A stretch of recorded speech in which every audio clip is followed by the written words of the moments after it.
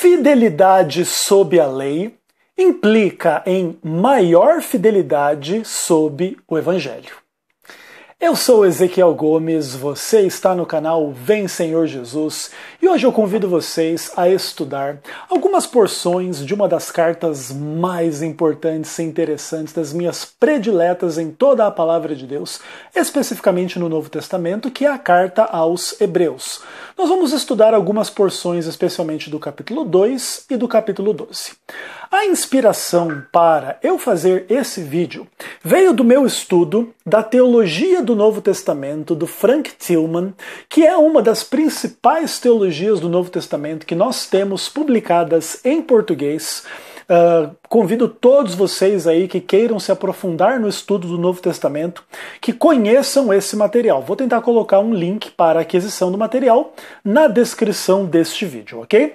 E aqui na página 728 até a página 732, o Frank Tillman, ele trabalha o tópico que ele diz assim: fidelidade sob a lei mosaica implica em maior fidelidade na era da salvação, que me inspirou aí a falar um pouquinho com vocês a respeito das amplas discussões sobre a relação entre a lei e o Evangelho. Dividir Antigo e Novo Testamento desta forma, lei e evangelho, é uma forma didática da gente trabalhar algumas questões que são assim muito estudadas, muito debatidas, muito polêmicas também dentro do contexto da teologia cristã. A gente pode, e talvez inclusive deva, identificar bem a que pertence a categoria lei, a que pertence a categoria evangelho, e inclusive tentar enxergar evangelho na lei e lei no evangelho. Agora, isso está um pouco além do escopo desse vídeo especificamente. Inclusive, eu acho que essa relação entre lei e evangelho merece assim, uma ampla série de estudos e relações aí em questão de Antigo e Novo Testamento e tal, e etc, ok? Mas assim, olha, o argumento do Frank Tillman, basicamente, é o seguinte, eu vou ler aqui para vocês a introdução desta sessão do livro dele. Ele diz o seguinte: no início e no final da sua homilia, o autor traça uma comparação entre lei mosaica e a mensagem da salvação proclamada por Jesus. A homilia, no caso aí, é a própria carta aos Hebreus.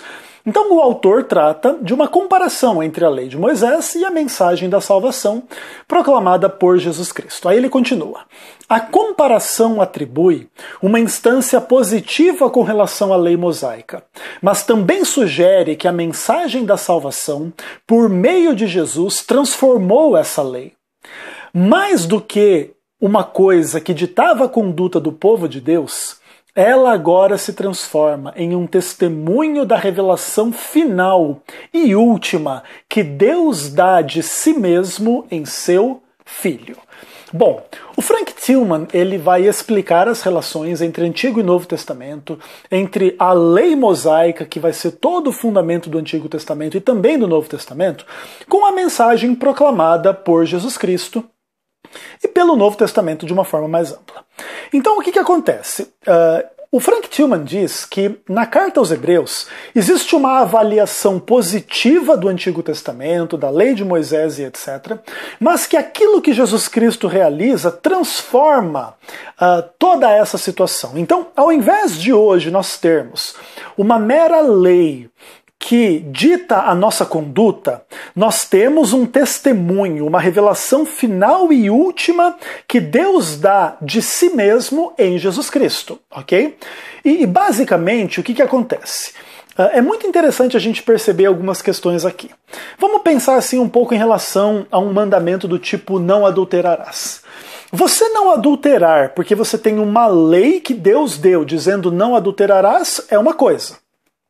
Você não adulterar porque você sabe que Deus se fez homem em Cristo e morreu pelos seus pecados todos, inclusive por aqueles pecados que lidam com questões de vaidade, com questões de sexualidade que muitas vezes nós damos vazão no que a gente pensa, no que a gente fala, no que a gente vê, no que a gente vive na nossa vida e etc, e etc, e etc.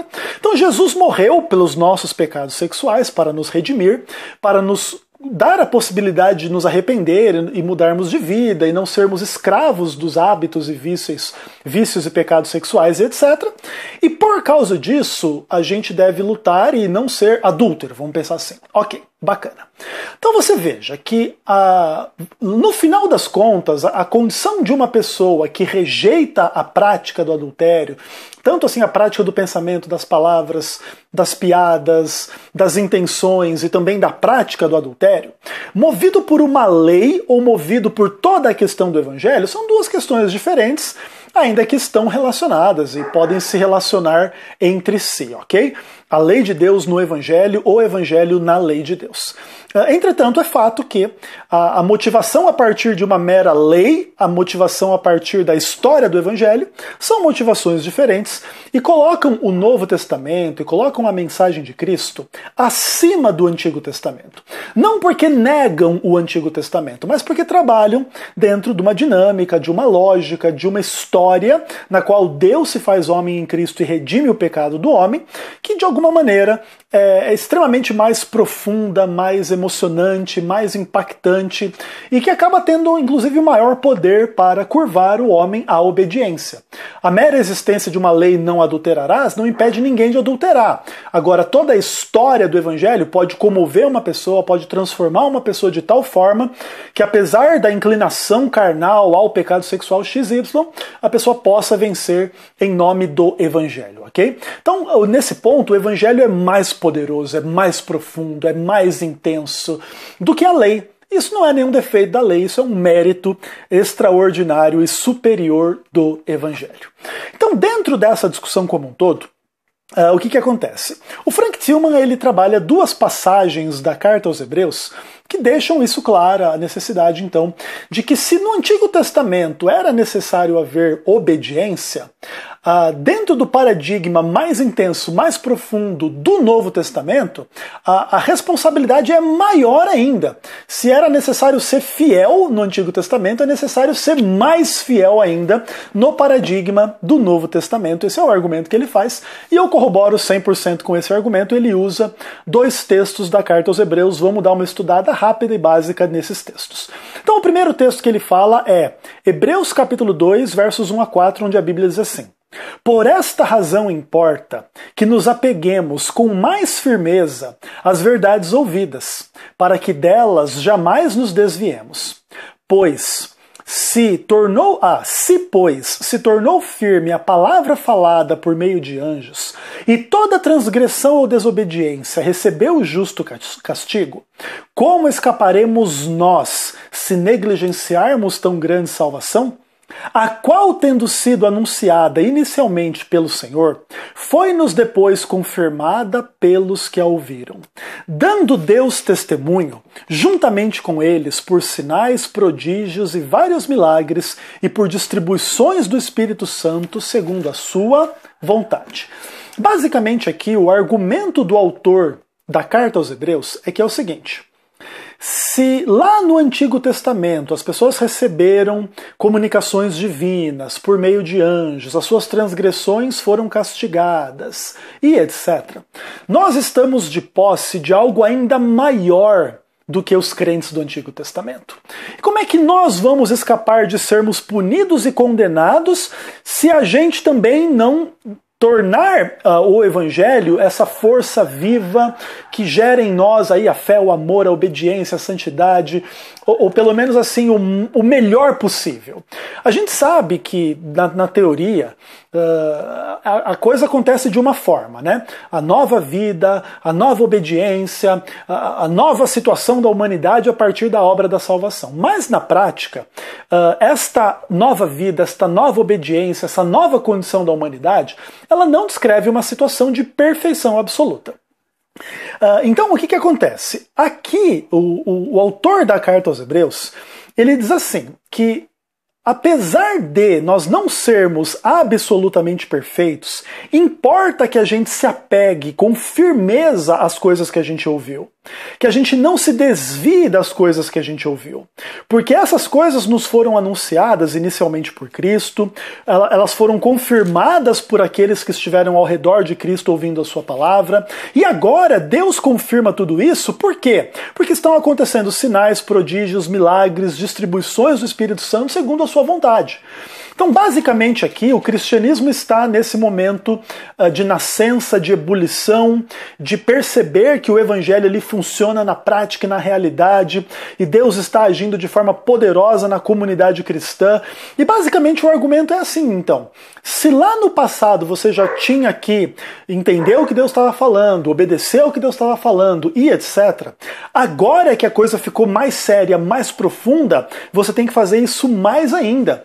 Porque assim como eles que não levaram tanto a sério, foram castigados e amaldiçoados com as maldições da lei, etc, etc, etc, as pessoas que negligenciarem o evangelho e simplesmente viverem como se ele não existisse, também sofrerão coisas até piores, né, do que aconteceu lá no Antigo Testamento, porque elas estarão rejeitando algo que, vamos pensar assim, é a última instância de salvação. Se você rejeita isso, você está em maus lençóis. Aí o que acontece? O Frank Tillman diz que o autor da carta aos Hebreus ele vai fazer um argumento parecido com isso lá no final da homilia. No capítulo 12, nós vamos ler do verso 18 até o verso 29. Então aqui, uma renovação do argumento que ele fez lá no capítulo 2 acontece nos seguintes termos, a partir do verso 18 do capítulo 12. Ora, não tendes chegado ao fogo palpável e ardente, e à escuridão e às trevas e à tempestade, e ao clangor da trombeta e ao som de palavras tais, que quantos o ouviram suplicaram que não se lhes falasse mais, pois já não suportavam o que lhes era ordenado. Até um animal, se tocar o monte, será apedrejado. Aqui está falando de toda a experiência do Monte Sinai, de toda aquela situação descrita lá em Êxodo capítulo 19, tá? Aí a partir do verso 21 ele continua assim. Na verdade, de tal modo era horrível o espetáculo, que Moisés disse, sinto-me aterrado e trêmulo. Mas tendes chegado ao Monte Sião, e à cidade do Deus vivo, e a Jerusalém celestial, e as incontáveis hostes de anjos e a universal assembleia, e a igreja dos primogênitos arrolados nos céus, e a Deus, juiz de todos, e aos espíritos dos justos aperfeiçoados, e a Jesus, o mediador da nova aliança, e ao sangue da aspersão que fala coisas superiores ao que fala o próprio Abel. Tende cuidado, não recuseis ao que fala, pois se não escaparam aqueles que recusaram ouvir, quem divinamente os advertia sobre a terra, muito menos nós o que nos desviamos daquele que do céu nos adverte. Aquele cuja voz abalou então a terra, agora, porém, ele promete dizendo, ainda uma vez por todas farei abalar, não só a terra, mas também o céu. Ora, esta palavra, ainda uma vez por todas, significa a remoção dessas coisas abaladas, como tinham sido feitas, para que as coisas que não são abaladas permaneçam. Por isso, recebendo nós um reino inabalável, retenhamos a graça, pela qual servamos a Deus de modo agradável, com reverência e santo temor, porque o nosso Deus é um fogo consumidor. O argumento nesses versos que a gente leu é extremamente interessante, extremamente profundo, extremamente assim fascinante. Veja, a experiência cristã não é a experiência diante do Monte Sinai, com todo esse terror, né, da manifestação da santidade de Deus no contexto da libertação do povo do Egito. Ali era um povo rebelde, ali era um povo muitas vezes que reclamava, que não acreditava, que não confiava. A maior parte das pessoas que estava ali iria perecer nos 40 anos no deserto. Uma geração rebelde, uma geração que tentava a Deus no seu coração e etc. E quando Deus vai se encontrar com esse povo, o entorno ali é bem pesado, né? Fogo, clangor de trombeta e anjos e coisa e tal. Moisés estava morrendo de medo, trêmulo, era horrível o espetáculo, né? Interessante essa forma de colocar. Agora ele diz assim, ele contrasta toda essa experiência com a experiência cristã, que é uma experiência aparentemente assim bem mais limpa, né? né, bem mais tranquila, bem mais convidativa. Ele fala da Jerusalém celestial, o monte de anjo, os primogênitos, os espíritos das pessoas, né? Querendo dizer assim, as próprias pessoas ali presentes, os salvos, perfeitos e na vida eterna e etc. E ali ele exalta Jesus Cristo, né, o mediador da nova aliança, cujo sangue fala coisas superiores ao do próprio Abel. Então, veja assim, o contraste entre Antigo e Novo Testamento, né?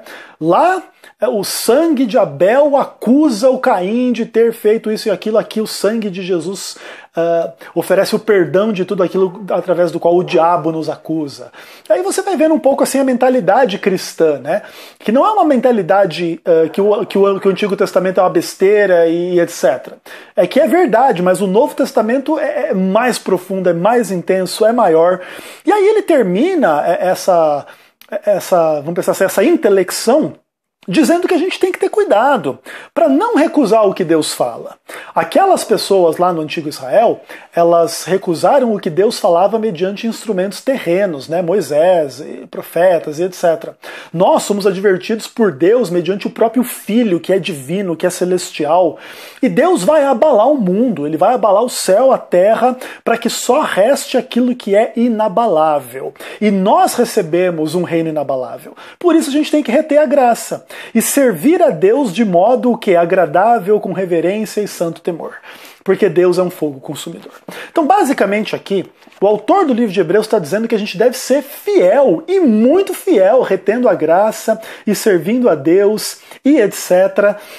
E isso é muito interessante. A mentalidade do Novo Testamento não é uma mentalidade antinomista do tipo assim: antes existia uma lei pela qual não podia pecar e eu tinha que ser salvo pelas minhas próprias obras, senão eu seria condenado.